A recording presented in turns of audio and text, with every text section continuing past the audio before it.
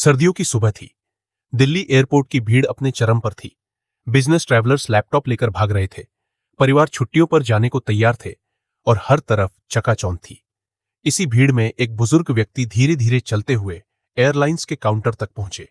उनका पहनावा सादा था, सफेद कुर्ता पाजामा, ऊपर एक पुराना भूरे रंग का स्वेटर और पैरों में फटी सी चप्पल। हाथ में एक प्लास्टिक कवर में रखी हुई प्रिंटेड टिकट थी, शायद कहीं से किसी ने निकाल कर दी हो। उनके चेहरे पर शांति थी, लेकिन आंखों में एक थकान भी, जैसे कोई लंबा सफर तय करके आया हो और अब केवल कंफर्म सीट का आश्वासन चाहिए। उन्होंने काउंटर पर खड़ी लड़की से बड़े विनम्र स्वर में पूछा, बिटिया, ये मेरी टिकट है, सीट कंफर्म है क्या? मुझे जयपुर जाना है। लड़की ने एक नजर उन्हें ऊपर से नीचे तक देखा, फिर मुंह बनाया और बोली, अंकल, ये रेलवे स्टेशन नहीं है, यहां बोर्डिंग ऐसे नहीं मिलती, पहले ऑनलाइन चेक इन करना पड़ता है। बुजुर्ग थोड़ा घबरा गए। मुझे नहीं आता बेटा, ये सब, बस आप एक बार देख लो प्लीज, मेरी बहू अस्पताल में है। पास खड़ा एक और कर्मचारी हंसते हुए बोला, अरे इन्हें कौन टिकट देता है भाई, ये लोग ऐसे ही फालतू घूमते हैं। अंकल, आप घर जाइए, ये आपके बस की बात नहीं है। भीड़ के बीच कुछ लोग ये देख रहे थे, लेकिन कोई कुछ नहीं बोला। किसी को जल्दी थी, किसी को फर्क नहीं पड़ा। वो बुजुर्ग फिर बोले, बस एक बार कंप्यूटर में चेक कर लीजिए, टिकट असली है बेटा। इस बार लड़की ने टिकट ली, बिना देखे ही फाड़ डाली और जोर से कहा, sir, please clear the area, this is not allowed here. बुजुर्ग स्तब्ध रह गए। हाथ में अब सिर्फ आधी फटी हुई टिकट थी। उनका चेहरा थोड़ी देर के लिए सूना पड़ गया। फिर उन्होंने धीरे से गर्दन झुकाई और पीछे मुड़कर भीड़ में खो गए। बाहर एयरपोर्ट के गेट के पास वो एक बेंच पर जाकर बैठे। कंपकपाती ठंड में हाथ कांप रहे थे, लेकिन चेहरे पर अभी भी कोई गुस्सा नहीं था, बस एक ठहराव। उन्होंने अपने कुर्ते की जेब से एक पुराना छोटा सा कीपैड वाला फोन निकाला, जिसकी स्क्रीन धुंधली पड़ चुकी थी। उन्होंने एक नंबर डायल किया। आवाज धीमी थी, लेकिन शब्द साफ थे।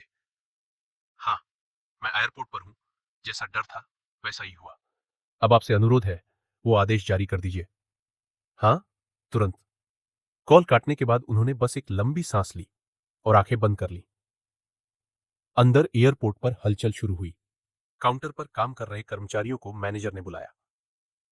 सब बोर्डिंग प्रोसेस रोक दो, फ्लाइट्स के क्लियरेंस ऑर्डर रुके हैं, कुछ इश्यू आया है। कुछ ही मिनटों में सिक्योरिटी चीफ का फोन बजा। डीजीसीए से कॉल आया है, हमारी आज की फ्लाइट्स पर रोक लगाई गई है, कोई वीआईपी केस है। परेशान स्टाफ सोच में पड़ गया। वीआईपी, किसने शिकायत की? तभी एक काले रंग की गाड़ी एयरपोर्ट गेट पर रुकी। उसमें से निकले 3 लोग, एक वरिष्ठ एयरलाइन अधिकारी, एक निजी सहायक और एक वरिष्ठ सुरक्षाकर्मी। उनके साथ बेंच पर बैठे बुजुर्ग अब खड़े हो चुके थे और गाड़ी की ओर नहीं, एयरपोर्ट के उसी प्रवेश द्वार की ओर बढ़ रहे थे, जहां कुछ देर पहले उन्हें अंकल रेलवे स्टेशन नहीं है कहा गया था। एयरपोर्ट का माहौल अब वैसा नहीं रहा। जहां कुछ देर पहले चाय की चुस्कियों और मुस्कुराते चेहरों के बीच उड़ानों की अनाउंसमेंट हो रही थी, वहां अब सन्नाटा था। फ्लाइट बोर्डिंग रुकी हुई थी।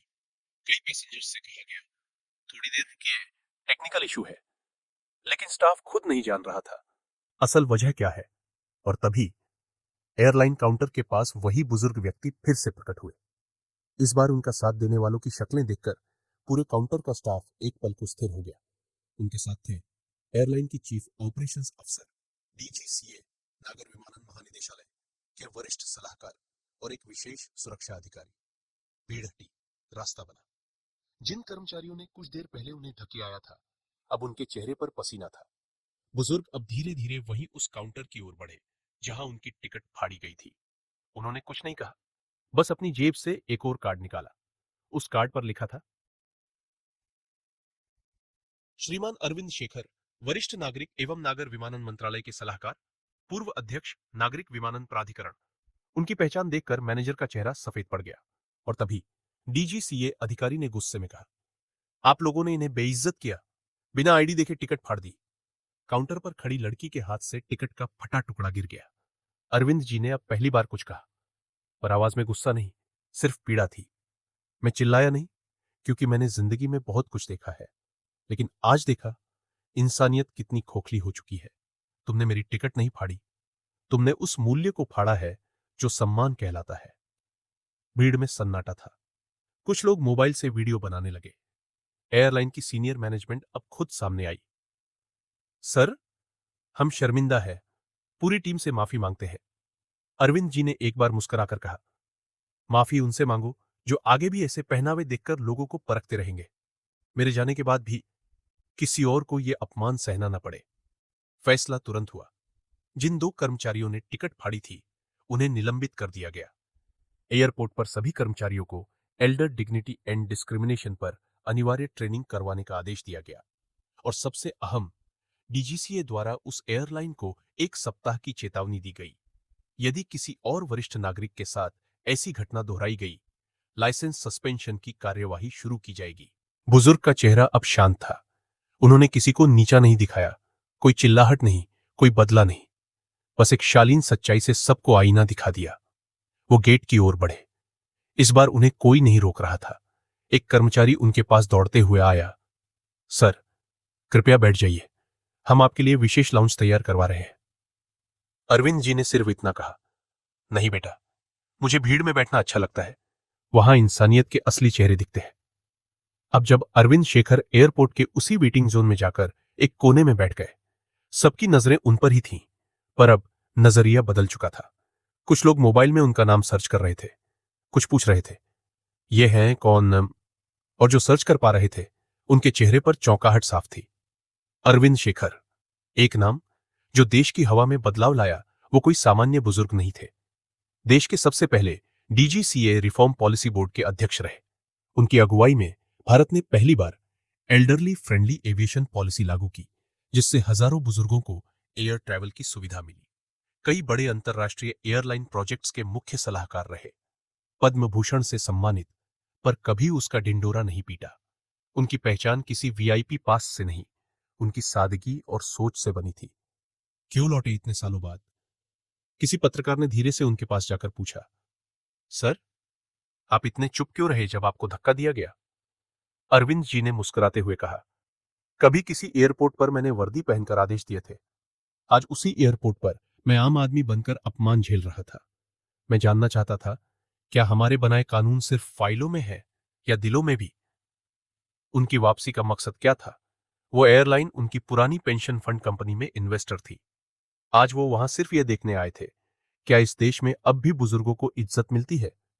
उनके अनुभव ने सिखाया था, किसी सिस्टम की ताकत उसकी तकनीक में नहीं, उसकी संवेदनशीलता में होती है। जो दिखता है वही सच नहीं होता। काउंटर स्टाफ जो पहले मजाक कर रहे थे, अब आंखें नीचे की खड़े थे। अरविंद जी ने उनमें से एक युवा कर्मचारी को पास बुलाया। लड़का कांप रहा था। बेटा, तुमने मेरा टिकट फाड़ा था, अब जिंदगी में किसी का सम्मान मत फाड़ना। ये कुर्सियां बदल जाएंगी, लेकिन तुम्हारी सोच, वही तुम्हें आदमी बनाती है, या सिर्फ एक मशीन।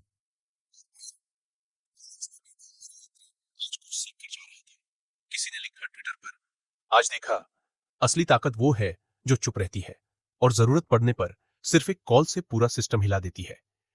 एक बुजुर्ग महिला ने मुस्कुराकर कहा, वो इंसान अकेले नहीं थे, उनके साथ पूरा अनुभव खड़ा था। फ्लाइट बोर्डिंग शुरू हो चुकी थी। घोषणा हो रही थी, विस्तारा फ्लाइट 304 बेंगलुरु के लिए अब बोर्डिंग गेट 5 बी से शुरू हो रही है। लेकिन आज कोई भी यात्री उतनी जल्दी में नहीं था जितना अक्सर होता है। सबकी नजरें अब भी उस बुजुर्ग पर टिकी थी, जिसने एक टूटे से टिकट से पूरा सिस्टम हिला दिया। अरविंद जी ने धीरे से उठकर अपना बैग उठाया, पुराना, चमक खो चुका बैग, पर उसी में बसा था इतिहास का भार। वो चलते हुए गेट की ओर बढ़े। रास्ते में वही मैनेजर जिसने उन्हें अपमानित किया था, उनके सामने हाथ जोड़कर खड़ा था। सर, प्लीज एक बार माफ कर दीजिए। अरविंद जी रुके, उसकी आंखों में देखा और बोले, माफ कर दूंगा, लेकिन शर्त पर। हर उस यात्री से माफी मांगो जो तुम्हारे शब्दों से टूटे हैं, और हर उस बुजुर्ग को नम्रता से देखो जो तुम्हारे सिस्टम की चुप बेंचों पर बैठते हैं। गेट पर पहुंचते ही एयरलाइन की सीनियर टीम उनका इंतजार कर रही थी। फूलों का गुलदस्ता, वीआईपी चेयर, सब रखा गया था, लेकिन उन्होंने मुस्कुराकर मना कर दिया। मैं वीआईपी नहीं, एक रिमाइंडर हूं कि बुजुर्ग कोई बोझ नहीं, बल्कि नींव है इस समाज की। नीचे एयरपोर्ट पर वो कर्मचारी जिनके कारण सारा विवाद शुरू हुआ, अब भी उस फटे हुए टिकट को देख रहे थे। उनमें से एक ने धीरे से कहा, हमने उनकी टिकट नहीं फाड़ी, हमने अपनी सोच का पर्दा उतार दिया। इंसान की पहचान उसके कपड़ों से नहीं होती, बल्कि उस जख्म से होती है जो वो चुपचाप सहता है और फिर भी मुस्कुराकर माफ कर देता है।